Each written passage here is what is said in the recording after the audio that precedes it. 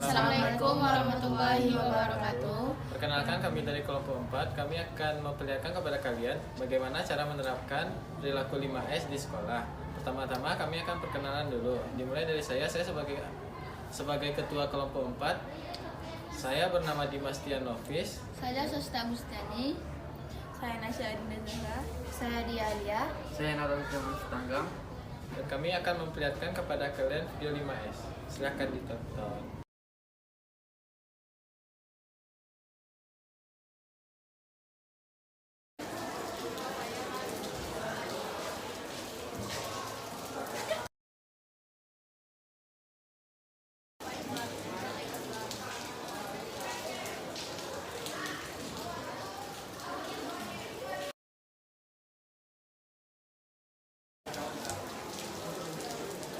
Lagi Bu.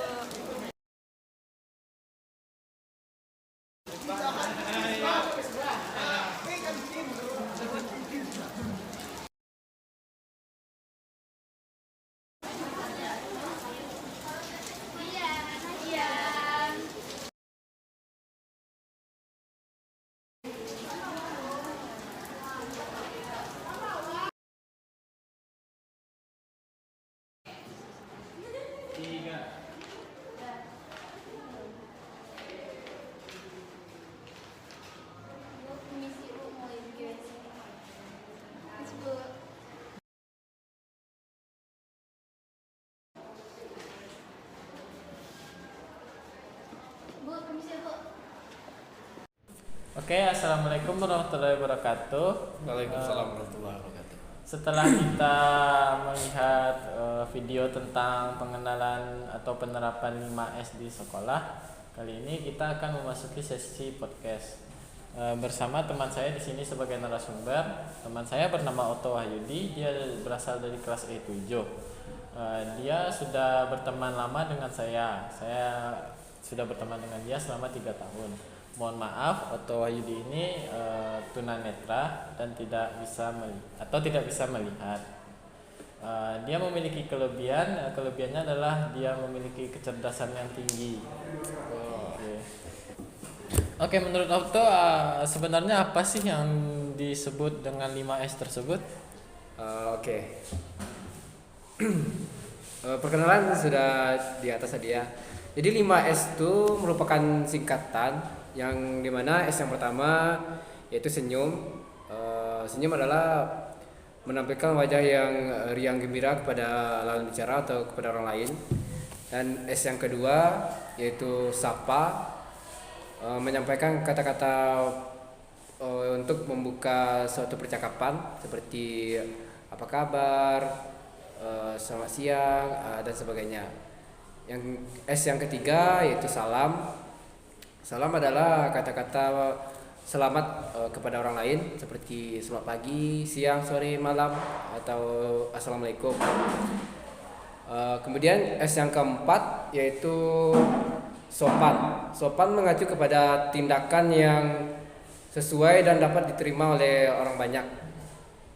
Tindakan yang tidak menyimpang dari kesopanan kita sebagai orang Indonesia ya. Kemudian yang terakhir S yang kelima yaitu santun. Santun lebih kepada perkataan yang sesuai dengan kepada siapa kita berbicara. Seperti ke orang tua kita lebih menghargai kalau berbicara kepada yang sama besar atau kepada anak-anak yang lebih kecil daripada kita, lebih kepada menyayangi lah ya. Kira-kira begitu, Dimas. Oke, setelah kita mengetahui semua apa saja yang ada atau pengertian 5S ini, menurut pandangan Otto selama ini, bagaimana sih penerapan 5S di sekolah kita ini? Apakah sudah betul atau masih ada yang salah? Baik. Selama saya berinteraksi di sekolah kita ini, penerapan 5S sudah cukup bagus, namun ada beberapa hal yang perlu kita perbaiki dan kita evaluasi bersama. Seperti lebih ke penerapan ya Dimas. Iya. Lebih ke penerapan.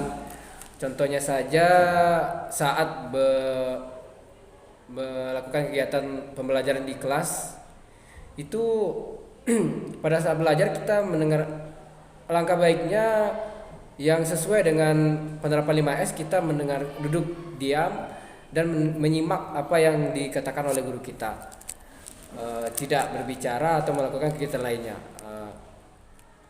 Namun kenyataan di lapangan banyak yang tidak melakukan itu. Terkadang guru menjelaskan mereka berbicara atau bermain HP dan lain sebagainya. Kemudian contoh lainnya di S yang kedua yaitu salam. Salam ini kalau di materinya itu kita menyalami siapa saja yang kita temui, baik itu kita kenal maupun tidak, sebagai menunjukkan rasa empati atau rasa ramah kita kepada orang lain. Oke. Begitu Dimas. Oke. Berarti kita di SMA 3 ini masih kurang ya Toh ya? Iya, masih ada perlu yang diperbaiki. Harus masih banyak yang dievaluasi ya Toh ya? Kita juga harus mengasih kepada orang-orang yang belum sempurna menerapkan 5S-nya itu, kita harus memberikan motivasi kepada mereka agar mereka dapat menerapkan 5S dengan baik ya Toh ya? Iya, harus saling mengingatkan. Oke. Yang itu selanjutnya, menurut Oto apa saja sih manfaat kita menerapkan 5S ini di lingkungan sehari-hari kita? Manfaat 5S sebenarnya bagi sebagian siswa memang pembelajaran 5S ini merupakan pembelajaran sepele, pembelajaran yang dianggap tidak berguna. Namun kalau kita menerapkan 5S dengan sebenar-benarnya, itu memberikan dampak yang luar biasa bagi kehidupan kita, terutama dalam berinteraksi di dalam masyarakat. Seperti contoh penerapan 5S ini dapat meningkatkan rasa empati dan simpati, meningkatkan rasa toleransi dan kepedulian kita juga meningkat terhadap sesama. Dan juga penerapan 5S juga dapat meningkatkan atau memperbaiki hubungan silaturahmi kita antar sesama. Kira-kira begitu manfaat dari 5S. Oke, jadi manfaatnya itu banyak ya Toh ya, sebagai kita dalam kehidupan sehari itu banyak sekali manfaatnya. Ya. Oke. Intinya kita lebih nyaman itu untuk berinteraksi dengan orang lain. Oke. Jadi masyarakat yang ada di sekitar kita merasa nyaman kepada kita karena nyaman. kita menerapkan perilaku 5S ini. Dan kebutuhan kita, apa yang kita perlukan juga lebih cepat terpenuhi kalau kita banyak relasi gitu kan. Oke, sebelum kita memasuki sesi penutupan, apakah ada saran dari Oto mengenai penerapan 5S ini? Saran tidak banyak yang akan saya sampaikan. Yang pertama-tama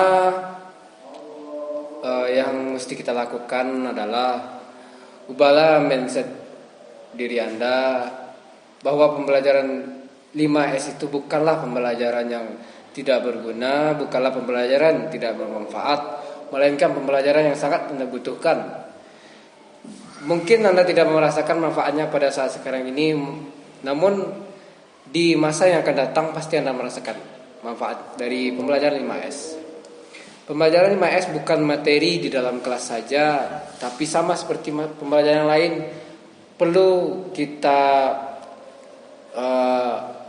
lakukan, perlu ada prakteknya di lapangan untuk menunjang pembelajaran itu agar lebih paham, lebih berguna lagi bagi kita. Seperti yang saya sampaikan tadi, 5S mampu meningkatkan rasa kepedulian kita terhadap sesama. Maka dari itu tinggalkanlah penerapan 5S dalam kehidupan sehari-hari.